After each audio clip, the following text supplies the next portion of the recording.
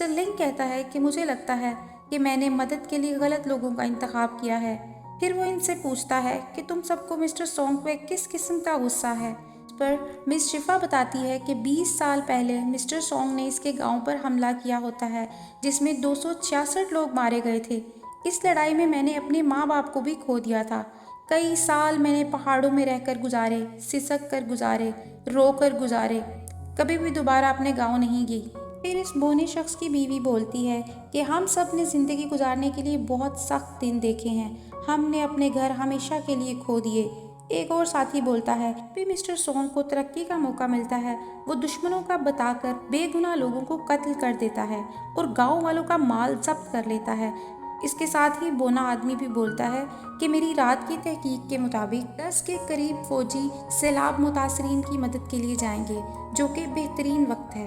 पर मिस्टर लिंग कहता है कि ठीक है, कल मैं तुम्हें वहीं मिलूंगा। फिर हम देखते हैं अगले दिन रात का वक्त होता है। मिस्टर लिंग और मिस शिफा अपने साथियों के साथ मास्क पहने शहर के दरवाजे पर खड़े होते हैं कि मिस्टर सोंग के सिपाही इन्हें रोक देते हैं।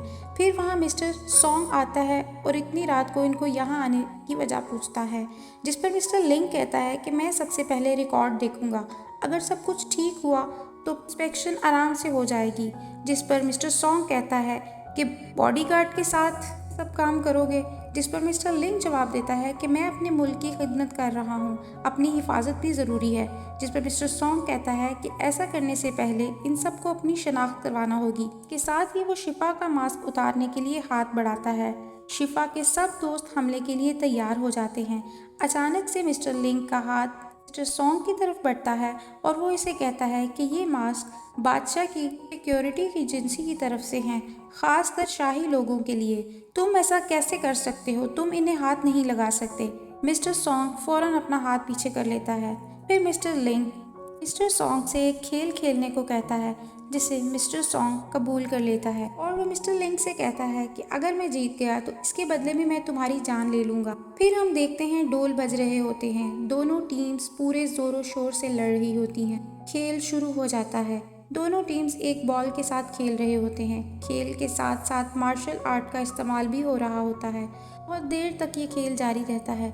आखिर में ये खेल मिस्टर लिंग जीत जाता है, लेकिन उसके बावजूद मिस्टर सोंग मिस्टर लिंग को ललकारते हुए कहता है कि मैं तुम्हें आज ख़त्म कर दूंगा।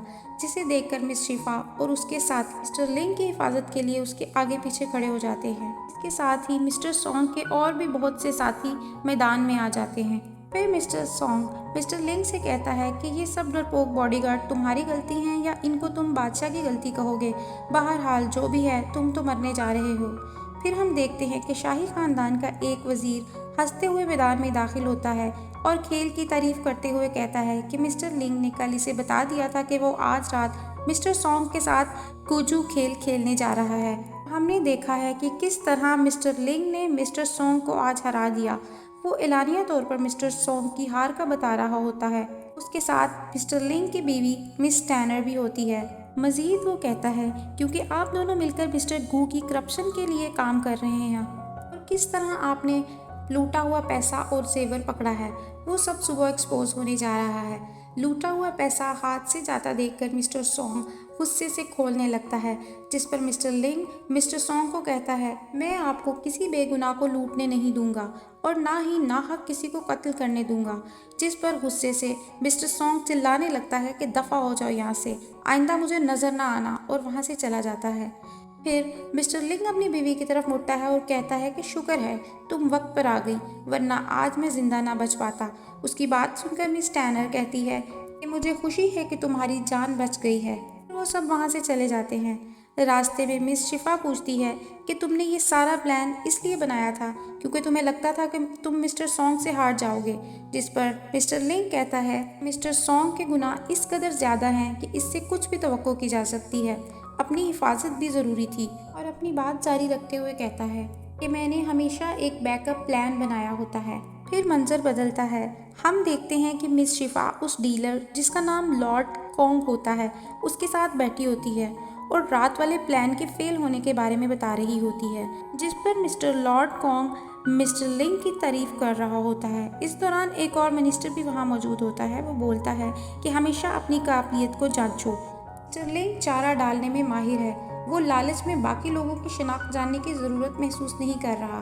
फिर लॉर्ड कॉन्ग मिस शिपा को कहता है कि अब से तुम्हें और तुम्हारे सातों दोस्तों को सू फैमिली के ज़्यादा करीब रहने की ज़रूरत है और मिस्टर लिंग की हिफाजत करो। फिर वो मिनिस्टर कहता है रॉयल सप्लाई की फाइनल सिलेक्शन करीब है। ये फाइनल लड़ाई है मिस्टर लिंग और मिस्टर सॉन्ग जैसे लोगों के दरमियान। देखते हैं कि मिस्टर सॉन्ग के पास एक शख्स आकर खड़ा होता है जिसे मिस्टर सॉन्ग ने किराए का कातिल ढूंढने का काम सौंपा होता है और उसके साथ मिस्टर वू किलॉन और मिस्टर सी खड़ा होता है। मिस्टर सॉन्ग मिस्टर वू से कहता है कि जितने भी पैसे खर्च होते हैं खर्च करो, मुझे मिस्टर लिंग मरा हुआ चाहिए। इस पर मिस्टर वू किलॉन मिस्टर सॉन्ग को तसल्ली देता है कि जल्द ही उसका काम हो जाएगा। इसके साथ ही मिस्टर जी मिस्टर वू किलॉन और मिस्टर सॉन्ग को बताता है कि आज रात मिस्टर लिंग मिस टैनर को लेकर शहर से बाहर जा रहा है। फिर हम देखते हैं कि मिस टैनर और मिस्टर लिंग एक कश्ती पर सवार होकर नदी की सैर कर रहे होते हैं। दोनों आपस में बातचीत कर रहे होते हैं। तभी मिस्टर लिंग अपनी बीवी को बताता है कि वहाँ उसने करीब ही एक जगह खरीदी है, इस पर वो उसके लिए घर बनाना चाहता है। मिस टैनर को वो जगह बहुत पसंद आती है। कश्ती पर उनके साथ वो बोना आदमी भी होता है। नदी के किनारे पर एक पुल के करीब वो लोग रुक जाते हैं, इर्द गिर्द के इलाके की सैर करने लगते हैं। चलते चलते वो दोनों मिस्टर लिंग की खरीदी हुई जगह पर पहुंच जाते हैं। मिस टैनर को वो जगह बहुत पसंद आती है। मिस्टर लिंग उसे बताता है कि उसने ख़ास तौर पर ये इस तर्ज से तामीर करवाई थी कि जब भी तुम्हारी तबीयत उदास हो तो तुम यहाँ आकर रिलैक्स कर सको। फिर मिस्टर लिंग अपनी बीवी से कहता है कि अगर तुम्हारा रोने को दिल चाह रहा है तो तुम रो सकती हो, क्योंकि यहाँ हमारे अलावा कोई भी नहीं है। उसकी बात सुनकर मिस टैनर फूट फूट कर रोने लगती है और रोते रोते मिस्टर लिंग के गले लग जाती। मिस्टर लिंग उसे कहता है कि जितना रो सकती हो आज रो लो, कल एक चमकदार दिन होगा। रोते रोते मिस टैनर मिस्टर लिंग को बताती है खूबसूरत चमकीला येलो कपड़े का रंग फेड हो चुका है। मेरी वजह से सू फैमिली का कारोबार तबाह हो जाएगा। 3 साल की मेहनत और मैंने सब खत्म कर दिया। मिस्टर लिंग मिस टैनर को रोते हुए देखकर उसे समझाता है कि तुम फिक्र ना करो, तुम्हारे सामने एक लंबा रास्ता है, लेकिन तुम हमेशा मुझे अपने पीछे पाओगी। इसी दौरान एक शख्स तलवार लेकर मिस्टर लिंग और मिस टैनर पर हमला कर देता है, जिसे मिस्टर लिंग बड़ी महारत से रोक लेता है। वो शख्स बार बार अपनी तलवार से वार करता है। मिस्टर लिंग के पास उस वक्त कोई हथियार नहीं होता। वो अपनी लाइट से उस पर हमला करता है। साथ ही मिस्टर लिंग उस बौने आदमी को आवाज़ देता है। फिर उस नकाबपोश शख्स और बौने आदमी के दरमियान लड़ाई शुरू हो जाती है। इसी लड़ाई के दौरान एक खंजर मिस टैनर के सीने पर लगता है और वो बेहोश हो जाती है। उसे देखकर मिस्टर लिंग चिल्लाने लगता है और उसे उठाकर भागता हुआ कश्ती की तरफ ले जाता है और उसे लेकर वहाँ से चला जाता है। फिर हम देखते हैं कि मिस टैनर एक बिस्तर पर पड़ी होती है। फिर वो आंखें खोलकर अपना हाथ मिस्टर लिंग की तरफ बढ़ाती है और उसे बताती है कि वो उसे ख्वाब में देख रही थी, जिस पर मिस्टर लिंग उसे जवाब देता है कि फिर तो यकीनन वो ख्वाब बहुत खूबसूरत होगा। मिस टैनर उसे बताती है कि उसने ख्वाब में एक अजीब सी जगह देखी जिसमें बड़ी बड़ी बिल्डिंग्स थीं, बहुत चमकदार। तुम्हारा नाम लिंग नहीं इयन था और मेरा नाम भी सू टैनर नहीं था, रो था। मैंने ख्वाब में वही नज़म सुनी जो तुमसे मिलकर पहली दफ़ा मैंने सुनी थी। फिर मैंने देखा कि हमारी दोस्ती हो गई। हम दोनों बहुत खुश थे। रोशनियों का शहर था, शोर-ओ-गुल और खूबसूरती हर जगह थी। फिर अचानक से न जाने क्या होता है कि तुम मुझसे नाराज़ हो जाते हो। सब कुछ खत्म हो जाता है। तुम्हें छोड़कर मैं एक गाड़ी में बैठकर वहाँ से चली जाती हूँ। फिर रास्ते में एक बहुत बड़ी सी बस ज़ोर से मेरी गाड़ी के साथ टकराती है। मैं बेहोश हो जाती हूँ। उसके बाद जब मेरी आंख खुली तो मैं यहाँ तुम्हारे पास बिस्तर पर थी और तुम मेरे शौहर थे। मिस टैनर की बात सुनकर मिस्टर लिंग को अपनी पुरानी ज़िंदगी याद आती है।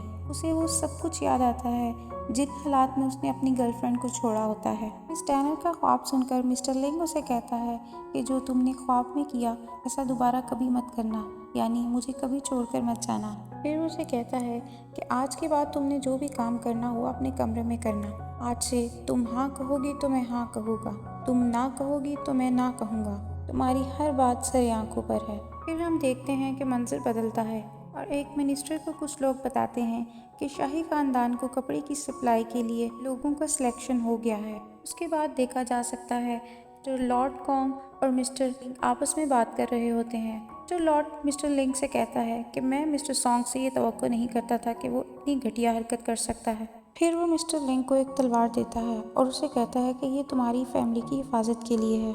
मिस्टर लिंग कहता है कि मैं सारा मामला हैंडल कर लूँगा, जिस पर मिस्टर लॉर्ड कहता है कि मैं तुम्हारी तरफ से एक अच्छी खबर के मुंतज़िर हूँ। फिर हम देखते हैं कि मिस्टर वू केलॉन, मिस्टर सॉन्ग और कुछ वेल नोन लोग आपस में बातचीत कर रहे होते हैं। वो लोग मिस टैनर पर होने वाले हमले की मज़ाहमत कर रहे होते हैं। इस पर मिस्टर सॉन्ग कहता है कि ये कोई पैसों का मामला लगता है। उसके बाद एक शख्स मिस्टर वू केलॉन से कहता है कि मैंने सुना है कि शाही सप्लाई का कंपटीशन वू फैमिली ने जीता है, जिस पर मिस्टर केलॉन कहता है कि जी आपने बिल्कुल ठीक सुना है। इसके साथ ही कमरे में मिस्टर लिंग दाखिल होता है और वो उन सबको बताता है कि 10 दिन बाद होने वाले रॉयल फैमिली के साथ मिल्क की सप्लाई के कंपटीशन में वो हिस्सा लेगा, जिस पर मिस्टर सॉन्ग गुस्से से चिल्ला उठता है कि तुम घर दामाद, तुम ये सब कैसे कर सकते हो? तुम तो सू फैमिली के कारोबार को बर्बाद कर दोगे। फिर मिस्टर लिंग उस दिन व्हाइट हॉर्स क्लब में होने वाली मिस्टर वू केलॉन और मिस्टर सॉन्ग की गुफ्तगू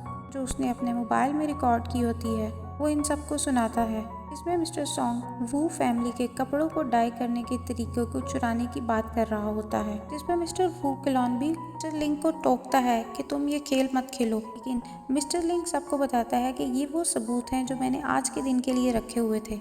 इस पर मिस्टर सॉन्ग गुस्से से बोलता है कि जो जो शख्स तुम्हारी हिफाजत कर रहा है उन सबको जियांगलिंग सिटी को छोड़ना होगा। उसके बाद मिस्टर लिंग मिस्टर जी को वार्न करता है कि अगर सू फैमिली के कारोबार को ज़रा भी नुकसान पहुंचा, इसके कसूरवार तुम होगे। मिस्टर लिंग एक पेपर निकालकर उन लोगों में मौजूद अपने दादा ससुर को पकड़ाता है। इस पर वो कहते हैं दिन बाद होने वाले रॉयल सप्लायर की सिलेक्शन में हमारे खानदान की तरफ से मिस्टर लिंग शामिल होगा और ये फैसला टैनर का है और उसने यकीनन कुछ अच्छा ही सोचा होगा। उसके बाद मिस्टर वू केलॉन मिस्टर लिंग के पास आता है और इससे कहता है कि अब से हम अपोनेंट्स हैं, यानी एक दूसरे के मुखालिफ हैं।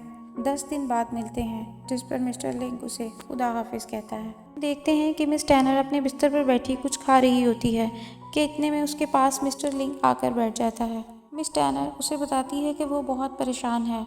अगर रॉयल सप्लायर की सिलेक्शन में उनका नाम ना आया तो उनका कारोबार ख़त्म हो जाएगा। इस पर मिस्टर लिंग कहता है कि मुझे ऐसा लगता है कि मुझसे शादी करने के बाद तुम परेशानियों में घिर गई हो।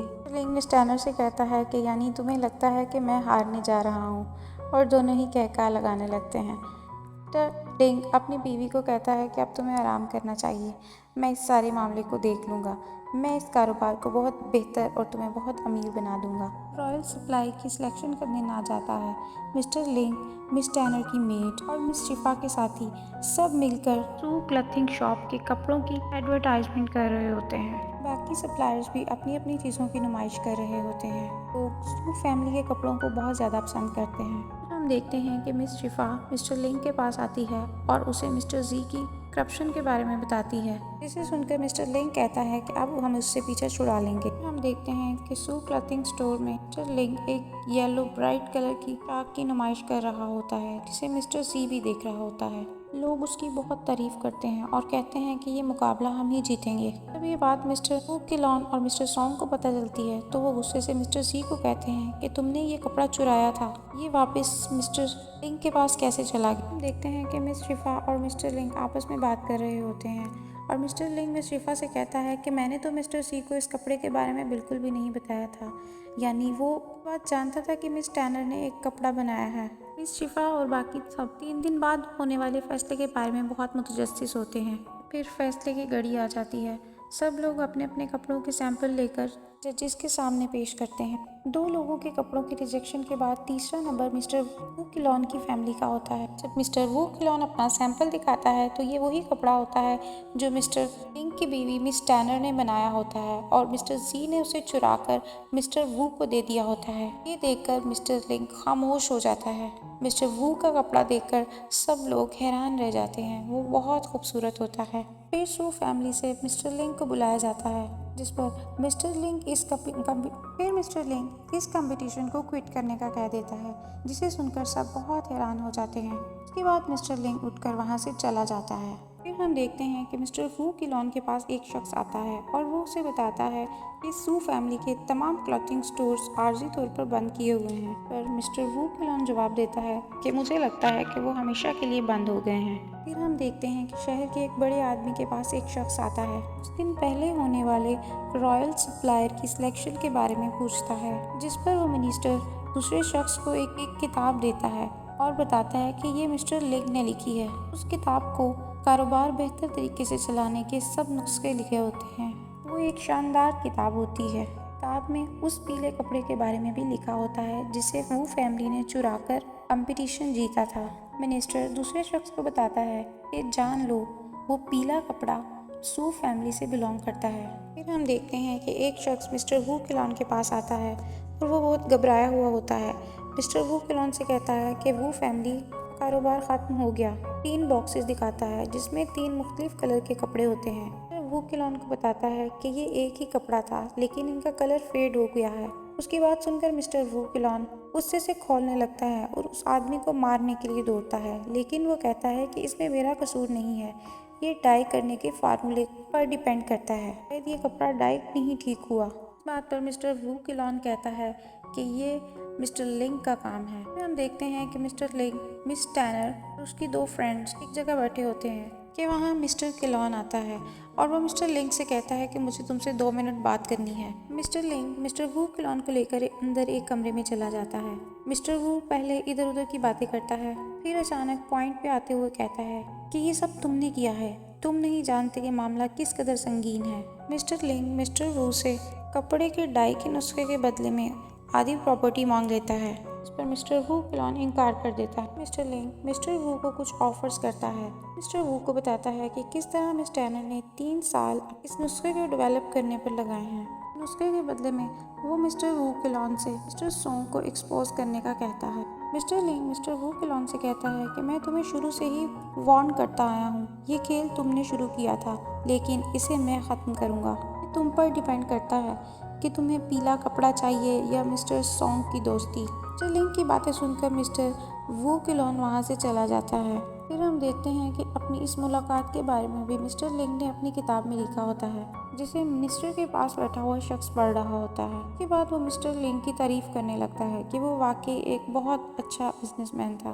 फिर हम देखते हैं कि मिस्टर लिंग एक नज़्म सुना रहा होता है। करीब मिस टैनर, उनके दादा और उनकी मेड बैठी होती हैं। मिस्टर वू किलॉन और कुछ और लोग भी वहाँ मौजूद होते हैं। नज़्म के ख़त्म होने पर मिस्टर लिंग मिस्टर वू से कहता है कि ये नज़्म तुम्हारे लिए थी। इसके साथ ही वो उसे समझाता है कि तुम एक अच्छे आदमी हो, लेकिन तुमने मिस्टर सॉन्ग के साथ मिलकर जो हरकत की है मुझे इस पर बहुत दुख है। इस पर मिस्टर वू किलॉन बहुत शर्मिंदा होता है और माजरत करते हुए वहाँ से चला जाता है।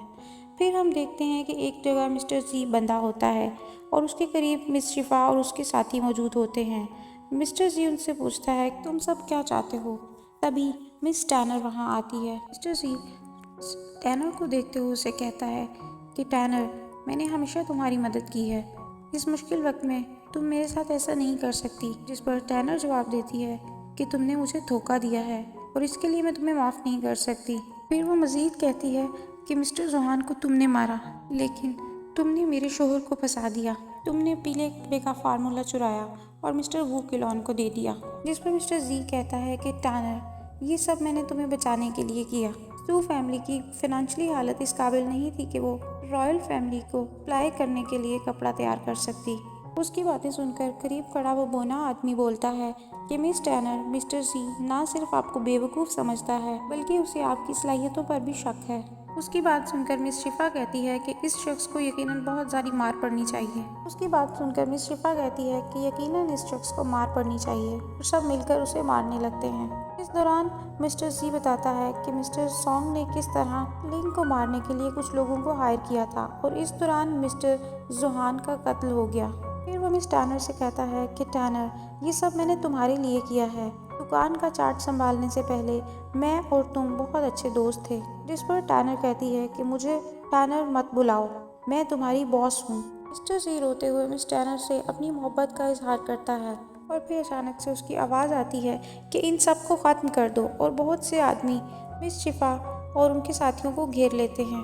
हर तरफ से तलवारों की आवाज़ें आने लगती हैं। इस दौरान मिस शिफा और उसके साथी मिस टैनर को बचाने के लिए लड़ रहे होते हैं। अचानक एक तरफ से घोड़े पर मिस्टर लिंग आता है। स्टैनर को अपने साथ बिठाकर उस जगह से बाहर ले जाने ही वाला होता है कि उसके सामने मिस्टर जी आकर खड़ा हो जाता है। वो मिस्टर लिंग से कहता है कि मैं इस जगह को तुम्हारी कब्र बना दूंगा, और दोनों आपस में लड़ने लगते हैं। मिस्टर लिंग मिस्टर लॉर्ड कोंग का दिया हुआ हथियार निकालकर उससे मिस्टर जी पर हमला करता है, जिससे मिस्टर जी जख्मी हो जाता है। मिस टैनर उसे वहीं छोड़ने का कहती है और वो लोग वहाँ से चले जाते हैं। मंजर बदलता है। फिर हम देखते हैं कि मिस टैनर और मिस्टर लिंग नए घर में क्वालिटी टाइम स्पेंड कर रहे होते हैं। उनकी मेड भी उसके साथ होती है। फिर मंजर बदलता है। मिस टैनर और मिस्टर लिंग अपनी शादीशुदा जिंदगी का आगाज करते हैं। कुछ दिन बाद मिस टैनर शोहर के साथ नदी की सैर पर जाती है। बातें करते हुए मिस्टर लिंग का फ़ोन नदी में गिर जाता है, जिसे लेने के लिए वो नदी में कूद जाता है। फ़ोन के पीछे वो बहुत गहराई में उतरता चला जाता है।